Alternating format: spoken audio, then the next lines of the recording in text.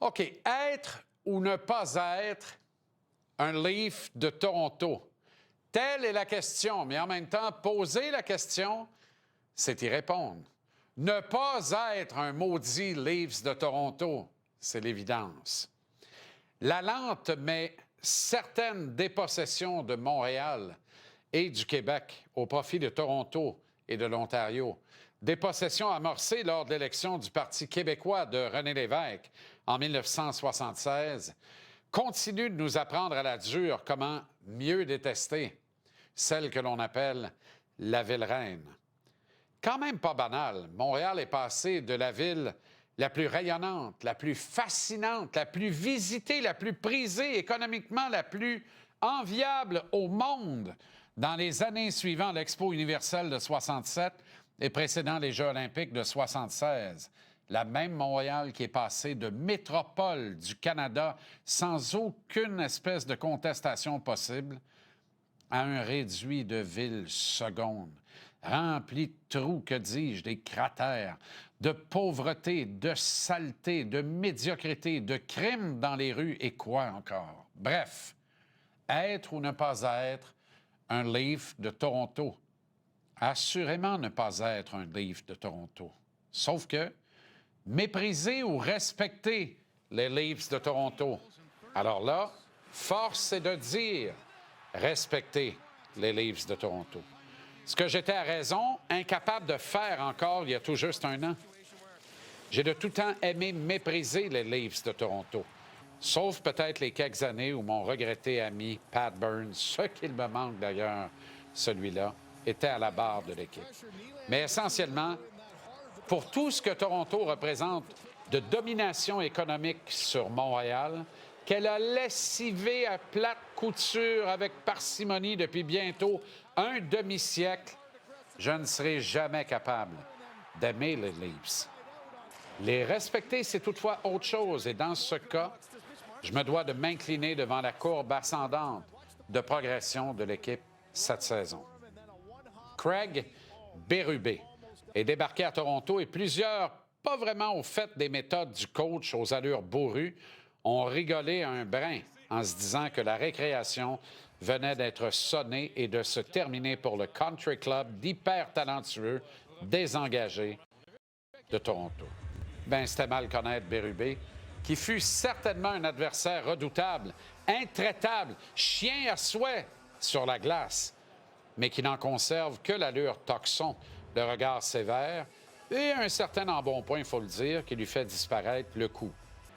Dans les faits, Craig Berube est un coach bien de son temps, un entraîneur proche de ses joueurs.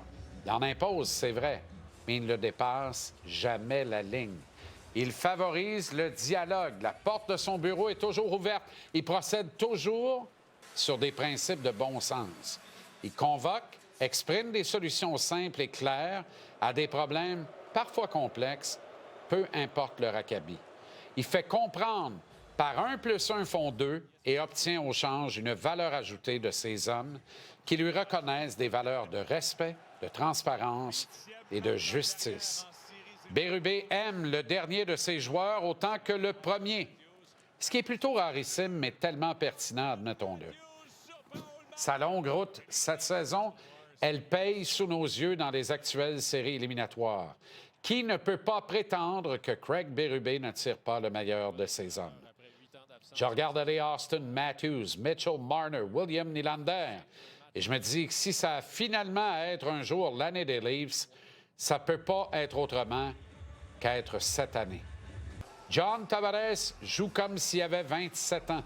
Toronto a l'air d'avoir des gardiens de but qui ont de l'allure, ce qu'on n'a pas vu là depuis Félix Potvin, puis j'exagère à peine. Ce que Berube fait avec Simon Benoit, le défenseur québécois, c'est colossal. Max Pacioretty, pourtant laissé de côté dans la série de premier tour contre Ottawa par le coach, joue comme s'il voulait sauver son entraîneur de la noyade. D'ailleurs, Max Pacioretty, or not ready, Max Pacioretty, l'ex-capitaine du Canadien, est actuellement en parfaite forme physique. Il a retrouvé ses jambes, lui qui n'a jamais perdu ses mains. Surtout, Il a retrouvé le sourire, le goût de jouer, cette espèce de fureur pour faire place à du gros hockey. Ses 37 ans le tiennent loin de la gêne de ses débuts. Les traumatismes des blessures majeures semblent disparus. Même pas certains qui se rappellent de la tentative d'assassinat dont il a été victime provenant de Zdeno Chara en plein Centre Bell, ici à Montréal. Le gros bonhomme frappe fort et bien. Il patine comme le vent, il est créatif, il fabrique des jeux et peut toujours se fier sur un tir des ligues majeures. Ce qui m'amène à une question que vous allez sans doute élaguer rapidement, mais je vous demande, respectueusement tout de même, d'y réfléchir un brin. Comme il ne s'agit pas de grand-chose, une entente d'une saison, 2 au pis-aller. Comme pour Patch, ce n'est plus une question d'argent, lui qui, cette année, joue pour le salaire minimum et quelques misérables bonnies. Est-ce qu'à votre avis, Kent Hughes doit tenter de le mettre sous contrat afin de venir meubler la profondeur chez le Canadien en même temps qu'il terminait sa carrière? Ma réponse est claire. Si Gorton Hughes Associates parviennent à sortir Patrik Laine de Montréal, moi, je rentrerai Pacioretty avec empressement, plaisir et immense joie cet été.